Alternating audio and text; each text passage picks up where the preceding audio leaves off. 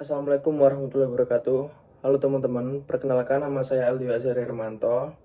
Saya mahasiswa Universitas 17 Agustus Surabaya, program studi Ilmu Komunikasi semester 6. Pada kesempatan kali ini, saya akan menjelaskan tentang apa itu analisis framing. Apa itu analisis framing?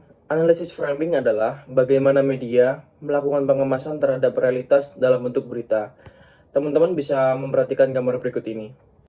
Nah, pada gambar kali ini kita bisa lihat sama-sama. Orang yang sebelah kanan adalah pelaku kejahatan, dan orang yang sebelah kanan membawa senjata tajam. Namun, dalam bingkai pemberitaan, yang muncul justru orang yang sebelah kiri yang seolah-olah menjadi penjahat atau pelaku dari tindak kriminalitas.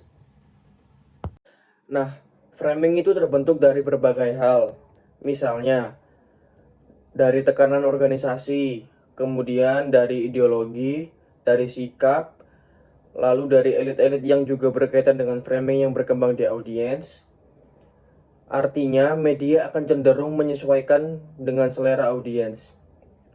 Maka dari itu, input ini terjadilah proses framing di mana terjadi setting framing, kemudian jurnalis sebagai audiens, dan ada individual level efek dari framing.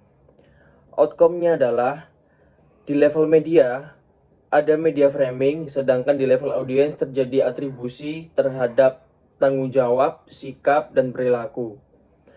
Yang kita kaji hari ini adalah tentang media framing. Media framing yaitu bagaimana konstruksi atau definisi media yang sedang berkembang di sekitar masyarakat. Media framing akan mempengaruhi bagaimana khalayak atau audiens memahami realitas yang sedang berkembang. Sedangkan individual framing adalah gagasan yang tersimpan dalam pemikiran yang dapat membimbing seseorang dalam melakukan proses informasi. Nah, analisis framing ini teman-teman merupakan salah satu metode analisis teks yang berada dalam kategori paradigma konstruktivistik. Kita kenal ada 3 paradigma. Yang menjadi paradigma arus utama yaitu positivistik, kemudian konstruktivistik, dan yang terakhir adalah paradigma kritis. Paradigma konstruktivistik memandang realitas sosial bukanlah sesuatu yang natural dan bukanlah sesuatu yang taken for granted, tetapi merupakan hasil konstruksi. Dalam hal ini, media akan menonjolkan beberapa aspek, menghilangkan aspek-aspek yang lain. Sekali lagi, dalam pemberitaan media akan menonjolkan hal tertentu dan cenderung untuk menghilangkan atau menutupi hal-hal sebagian yang lain. Dalam analisis framing, Robert Eatman, ada 2 hal yang kita pahami. Yang pertama adalah seleksi isu. Seleksi isu ini aspek berkaitan dengan pemilihan fakta. Artinya, tidak semua aspek dari peristiwa itu ditampilkan. Misalnya, bisa jadi karena keterbatasan ruang dan waktu atau mungkin keterbatasan akses jurnalis untuk mendapatkan informasi. Lalu, ketika jurnalis atau wartawan itu melakukan proses produksi berita, mereka cenderung akan memilih aspek tertentu dari isu yang berkembang. Dalam seleksi isu ini, ada bagian yang ditonjolkan, dan ada juga bagian yang dihilangkan dalam pemerintahan. Lalu yang kedua, ada penonjolan isu. Aspek yang berkaitan dengan peristiwa penulisan fakta.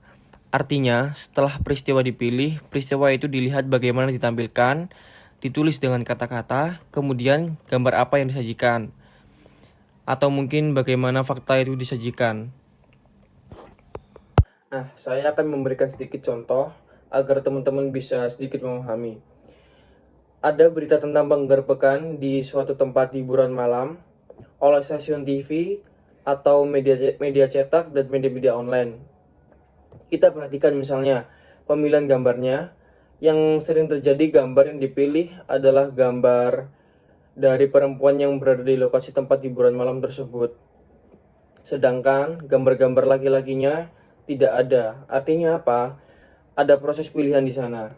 Nah, proses pilihan ini bermakna ideologis. Seleksi isu ini bisa dilakukan dengan berbagai hal. Yang pertama adalah pemilihan fakta. Misalnya, media atau wartawan akan menyaring fakta tertentu, memberitakan aspek tertentu dari peristiwa. Contoh misalnya, ketika ada bencana lumpur di Lapindo, Antv dan TV One memilih menggunakan kata lumpur Sidoarjo. Sedangkan media yang lain lebih memilih menggunakan kata lumpur Lapindo. Mengapa kedua media ini memilih lumpur Sidoarjo?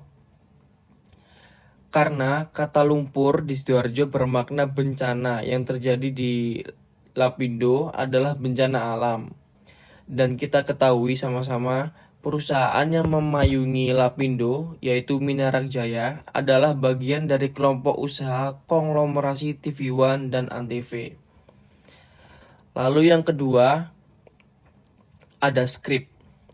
Skrip pada dasarnya semua berita adalah rangkaian fakta atau satu peristiwa. Satu fakta dan fakta lain saling dihubungkan dan saling berkaitan satu sama lain. Lalu diberi konteks dan keterangan oleh wartawan tersebut, sehingga peristiwa dipahami oleh khalayak. Analisis skrip berkaitan dengan bagaimana satu peristiwa dengan peristiwa lain dirangkai oleh media. Contoh misalnya Omnibus Law pada skrip pertama. Keputusan DPR dan pemerintah mengesahkan Omnibus Law dianggap terlalu tergesa-gesa. Lalu di skrip yang kedua adalah latar belakang perdebatan Omnibus Law.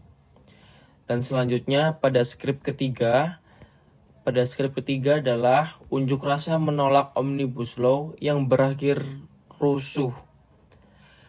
Ketiga skrip ini adalah satu rangkaian peristiwa. Berita yang ada di skrip ketiga akan bisa dipahami dengan kita membaca skrip yang kedua.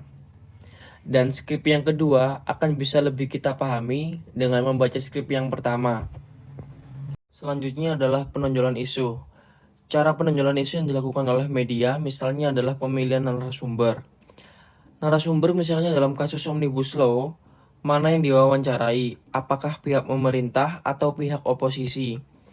Kemudian, pemilihan kosakata dan penggunaan gambar atau grafis yang memperkuat kesan atau pemahaman audiens. Contoh pemberitaan tentang penundaan pengesahan Omnibus Law.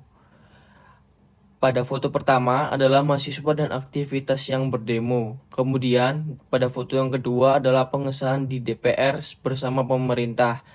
Dan pada foto yang ketiga adalah infografis dari kalangan politisi dan bisnis yang terlibat dalam pengesahan Omnibus Law. Selanjutnya ada perangkat framing. Perangkat framing bisa kita analisis menggunakan cara-cara sebagai berikut. Yang pertama, yaitu mendefinisikan masalah tentang bagaimana peristiwa itu bisa dilihat, bagaimana peristiwa itu dilihat sebagai apa, dan sebagai masalah apa. Misalnya, saya kasih contoh Omnibus Law. Itu dilihat sebagai peristiwa apa. Terus bisa dipahami misalnya peristiwa politik, atau peristiwa ekonomi, atau peristiwa yang lain-lainnya. Yang kedua, penyebab masalahnya.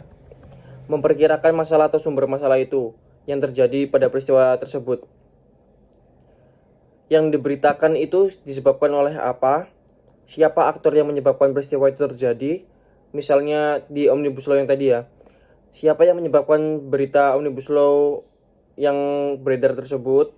Siapa yang menyebabkan masalah yang muncul dari kasus Omnibus Law yang kemudian diprotes oleh seluruh mahasiswa di Indonesia dan berunjuk rasa bersama-sama di setiap kota pada waktu itu. Yang ketiga, membuat keputusan moral. Untuk menjelaskan masalah, untuk melegitimasi tindakan, misalnya media menulis demonstrasi mahasiswa ini sebagai bentuk tanggung jawab mahasiswa kepada masyarakat sebagai agent of social change. Maka nilai moralnya adalah tanggung jawab mahasiswa sebagai agen perubahan sosial. Yang terakhir, rekomendasi penyelesaian masalah. Apa media menawarkan, misalnya media menulis seperti pemerintah dan DPR seharusnya mengajak mahasiswa berdialog untuk menyelesaikan perselisihan tentang pengesahan Omnibus Law tersebut. Maka jelaslah bahwa media yang menulis demikian menawarkan solusi pemecahan dialog antara pihak-pihak yang berseberangan dalam kasus Omnibus Law tersebut. Sekian yang bisa saya sampaikan pada analisis framing oleh Robert Illman kali ini. Kurang lebihnya saya mohon maaf. Wassalamualaikum warahmatullahi wabarakatuh.